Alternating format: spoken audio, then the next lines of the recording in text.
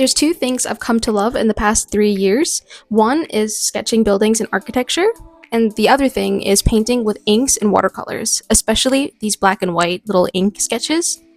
Ever since I discovered that, I've been itching to do more of it. I only spent a little over 20 minutes on these sketches, and I managed to condense the footage down to less than 15 minutes. So for once, I'm actually doing a real-time video, and I think that's really interesting with these like painting videos because you get to actually watch the paint spread and dry in real time. That's not something you guys normally get to see here.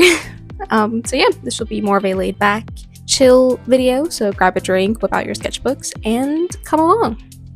About 2 weeks ago, I had a uni trip to Oxford, which is about an hour and a half journey outside of London. And this was actually really fun. This was my favorite uni trip that we've had so far. Normally we go to different museums and exhibitions and stuff within London. Like we've even been to a forest once. We went to Hampstead Heath, and we also went to the London Zoo once. And these are all really interesting. But this is the first time that we've had a trip outside of London. And it's also my first time being outside of London because I'm here as an international student. I'm not from London or the UK. So the only place I've actually been outside of London is where my partner lives. I was really excited to go to Oxford, and I really loved it there. We went there specifically to see one of my tutor's studio. He has a studio there. We got to go see it. And then after exploring his studio, we then had, the rest of the day to do whatever we wanted in Oxford. So a lot of us took the opportunity to explore. I really loved Oxford. There's so much history and beautiful architecture. I really love the old buildings. They have so much personality. I really hate modern architecture. Like they're just a bunch of blocks with windows. Like it's so ugly. We should bring back like medieval architecture for real. It's getting depressing out here. So it was really nice to see these old buildings. Like I said, there's so much personality. They're so beautiful. There's so much history. I just love them. I do wish I had a little bit more time there because I bought train tickets for specific times. I couldn't it wasn't like a come back at any point type of ticket, which I wish I had gotten because I definitely needed more time at Oxford. So I think I will plan a trip to go back at some point. I would have loved to see the Oxford University, and there's a few museums I actually would have really loved to check out. But yeah, I loved Oxford. So I wanted to paint some of these buildings. Here's the two pictures I took that I'm using as reference for these two sketches. I have more pictures, and I am debating to make more paintings of the pictures I took, but at the moment, these are the only two I have. So yeah, I guess we can start talking a little bit about the actual painting process. I start off with very diluted paint. So it's practically just water with a teeny little drop of paint. And I do this to block out the silhouette of the buildings. And then with each layer, I use slightly less diluted paint to block out different shapes. It's like a whole building process. In each layer, I'm using slightly more potent paint, I guess, or more saturated paint, darker paint, I don't know, to block out these different shapes of the buildings. Especially while the paper is still wet, the paint can kind of spread in unpredictable ways, which is kind of what I want. I'm not going for perfection here. I'm not going for total accuracy. I really don't like photorealism. I don't like doing it, and I don't think it looks very nice either, to be honest. It's impressive. I just don't think it looks very nice. I do think that the charm is found within the imperfections. I like it looking like a painting rather than a photo. If I wanted a photo, I would have taken a photo like I did, That's why I kind of block out these shapes while the paper is still wet, because then the paint will kind of just do its own thing. I do think that is the beauty with things like watercolors and inks. And yeah, that's how you get these pretty little watercolor effects. And then after everything with the paints, I then went in with a little pen for the smallest details. But the core thing here was that I am only adding details. I'm not doing outlines. This is not line art for my work. So the outer walls and everything, they don't have, I didn't line them. I only went in for the smallest details that I couldn't do with a brush, and also just to make them stand out more from the paint. And yeah, I really liked these paintings. I had a lot of fun making them. They were quick as well. I had a blast making them, and I'm really happy with the outcome. So I kind of just want to do more of it. To some things that I've been up to lately. Book-wise, I did finish reading Red Rising, which is a sci-fi. It's a very popular sci-fi series. I don't really read sci-fi, but so many people absolutely adore this series, so I thought I'd give it a try. And like I said in I believe it was my last video, I had a very bad reading year last year, and I want to change that this year, which is why I'm going out of my way to read books that get a lot of praise. Books are like series that people love, which is why I want to get into like Brandon Sanderson and these big authors that people love this year. And yeah, I don't really read sci-fi. I don't really like sci-fi, if I'm being completely honest. But I did really enjoy the first book. I'm on the second book right now, Golden Sun. I think I have around 100 pages left, so I will finish it within the next few days and then start on the third book. And yeah, I am proud of myself for getting through a sci-fi series as someone who doesn't really like sci-fi. But I am enjoying it. Other than that, I have slowly started kind of reading The Heart of Betrayal, which is the second book in the Remnant Chronicles series. I have it on my Kindle. I try to read it before bed, or like I try to read it when I'm in my bed at night, just like read on my Kindle for a little bit before I go to sleep. So hopefully I'll keep up with that. The only thing I've really been reading lately has been the Red Rising series, but I'll try to make a little bit of time for my Kindle book as well. I did start on The Heart of Betrayal, I want to say maybe a month or two ago, but at some point I'm like halfway through it, nearly. I don't think I'm halfway. I think I'm like maybe 35 to 40% through it. Yeah, I can't remember why I stopped reading it, but then I started reading other books, and then I never really came back to it. Before I start forgetting things about this book and then have to reread it, I may as well start reading it now. So I'm also working on that book. To games, I am still playing Hello Kitty Island Adventure every day. I go in for my dailies, but I've definitely slowed down on the game. I'm up to like 75 hours on it, and I bought it during Christmas break. So I've only had the game for less than 2 months now, and I've already racked up 75 hours.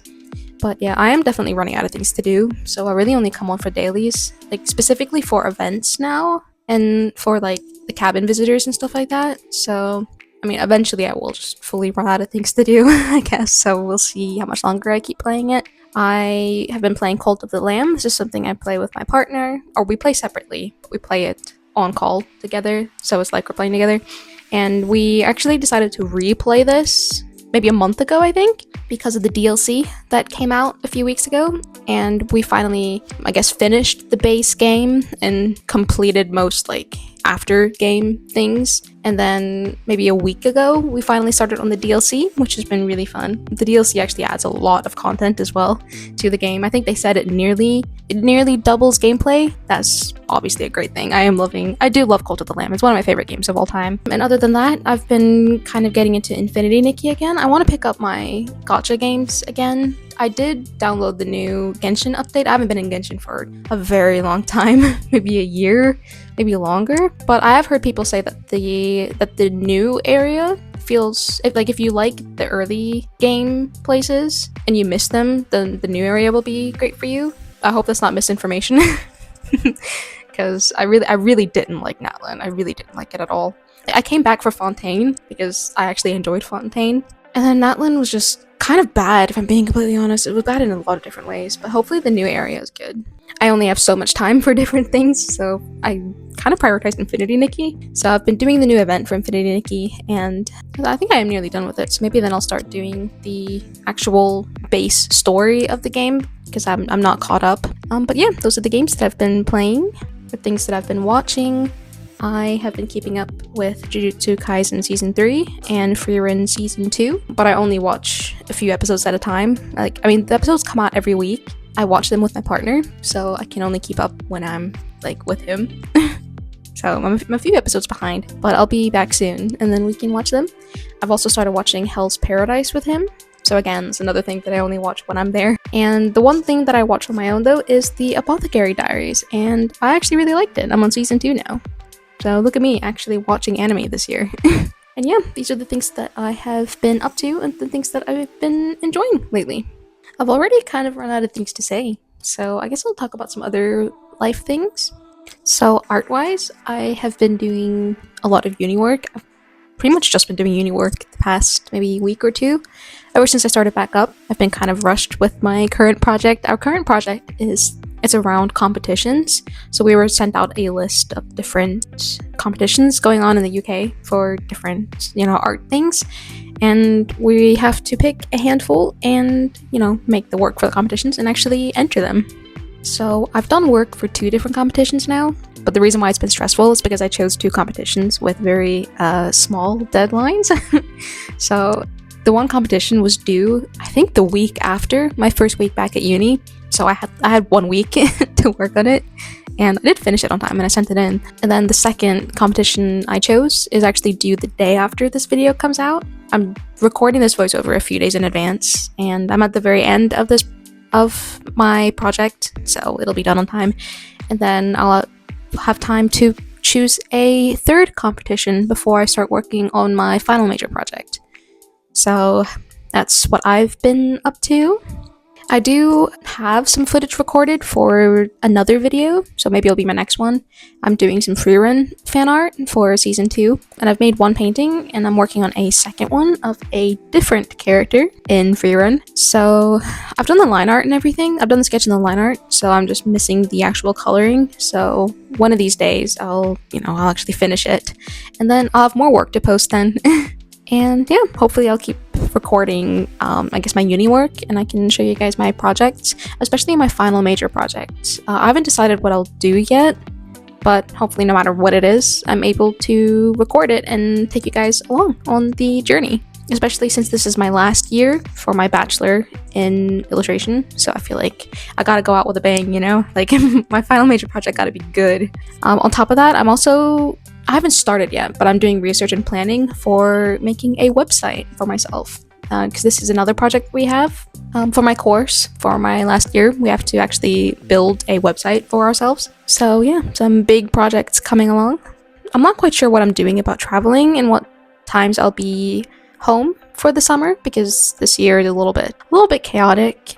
Unfortunately, I have to go in for 2 days, I think, after Easter break, which is really unfortunate. Last year we ended before Easter break, so when Easter break started, I went home, and I'm pretty sure I was home for the summer. I was done. I didn't have to travel anymore after that, other than like my vacation that I had in May. But unfortunately, I will be here for that break, because there's no point going back home and then having to come here for 2 days, which is really unlucky, but I guess I'll spend it with my partner. So yeah, I have those 2 days. We have a grad show at some point, and then graduation at some point as well. Between all this, I'll also have to find time to move out of my apartment and move all my things to my boyfriend's, and then I guess sometime late summer I'll have to apply for my new visa, because I'm on a student visa, but I'm going to apply for a graduate's visa, because obviously I won't be a student anymore because I'm graduating this year. And then I'll be moving in with my boyfriend. So a very busy few months up ahead, very unpredictable few months, but it'll all work out. So yeah, I hope that you guys enjoyed this video. If you would like to see more real-time videos, then let me know and I'll sort that out. So thank you guys for watching, and I'll see you guys next week.